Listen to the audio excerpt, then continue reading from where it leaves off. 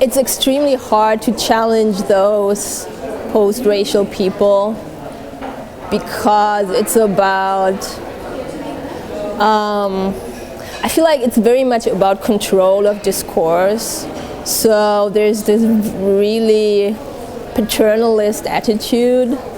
So thinking about the project, I don't know. I feel like you want to do two things at the same time. One is to make people feel really uncomfortable, and on the other hand, to be true, to do it through something that really happened.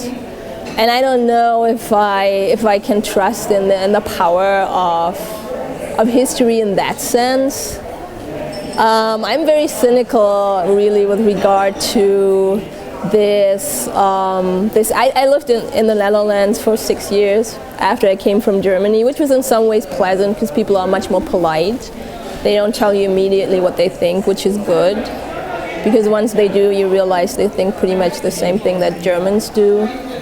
But there's also this discourse of basically a non-discourse, because by definition nothing the Dutch do can ever be racist because they're Dutch.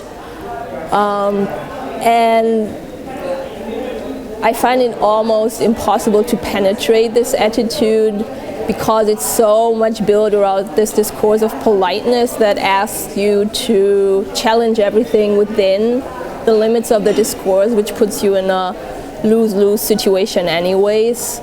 So in some ways I think it's necessary and liberating to go beyond that, but then it's also very easy to immediately contain that as, you know,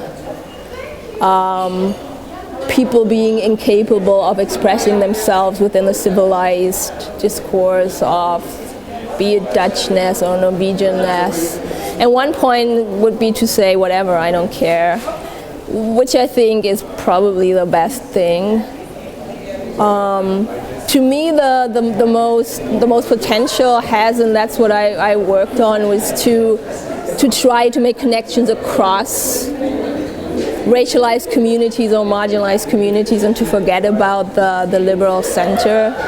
And this group that I talked about, Kanakatak, one of their slogans sort of was the end of dialogue culture, which basically meant from the beginning they wanted to make clear they will not participate in this discourse where they explain or justify anything. And what they did for a while was turn around this, what I call this paternalist discourse, by displaying that same kind of arrogant, know-it-all attitudes towards white Germans. And for a while it was very disconcerting and effective, but then, you know, it just became another shtick, and especially progressive liberal white people were really excited about it. So in some ways you could say they failed, but I think there's nothing, failure is necessary in that sense if you do something like that, because you can dismantle the system. So what I see is their success is what the space they created for people of color to communicate with each other, not so much in terms of changing dominant German society. So I don't know. I really don't know what to do or how to do that, because in some ways it also has a lot to do very easily with class, right? You have these white middle class people who know how to talk, who know how not to say racist things, and then they become the people who sort of take you under their wings because they can understand that you don't like racists, and they point to the racists over there and they find ways to educate them. This is sort of the same that I said yesterday about Northwest Europe always being the center. You know, the same way those white liberals always are the center. They never attack, they always mediate because they know everything. And yeah, I don't know, it drives me crazy and I don't know what to do. And I feel like, I don't know, about I don't know if I'm making up things, but the dynamic here at the conference, I also felt like, I know that a couple of people were really irritated with my talk and thought I was attacking Germans. And today a lot of people came to me and told me a lot of things, which I just thought it's about creating this hegemony again. You know, they're not saying that they're upset or, you know, disturbed, but they just want to create this situation again where they explain the world to me and I say, and then everything is okay again. And this is something that happens constantly, and I don't know how to get out of it permanently. So yeah, in short, I have no answer for you. I do think it's good to make people uncomfortable, but not necessarily because it changes them, but it empowers the people who are always silenced, as long as these people or this discourse remains undisturbed.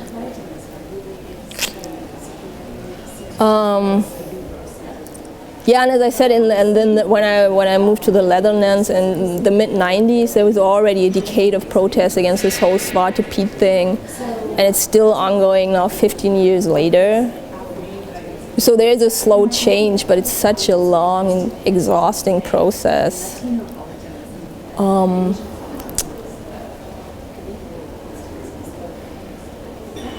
Yeah.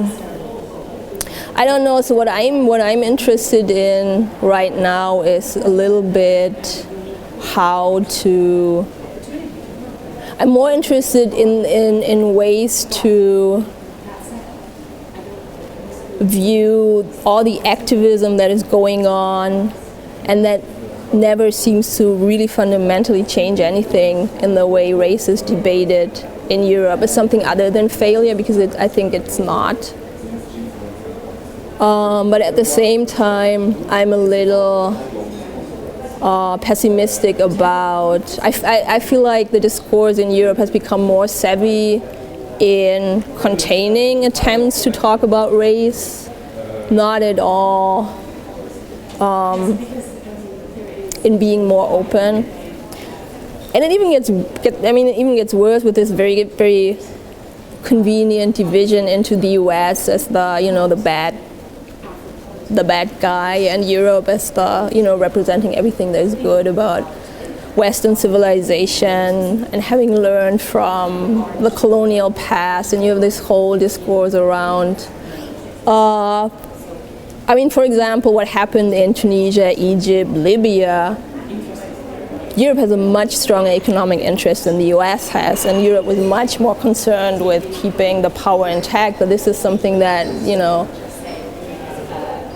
that never comes to the fore in discussions. Even in the left, it's always about the US as the aggressor, and Europe becomes invisible. So all these kinds of invisible economic violence that play out globally. People in the US at least know about NAFTA, the North American Fair Trade Agreement, so-called. But people in Europe don't know that exactly the same treaties exist with North Africa, with the same kind of exploitation. So there's just this really kind of gross insistence on one's own innocence that I totally agree needs to be challenged. But I don't know. I don't know how. Sorry.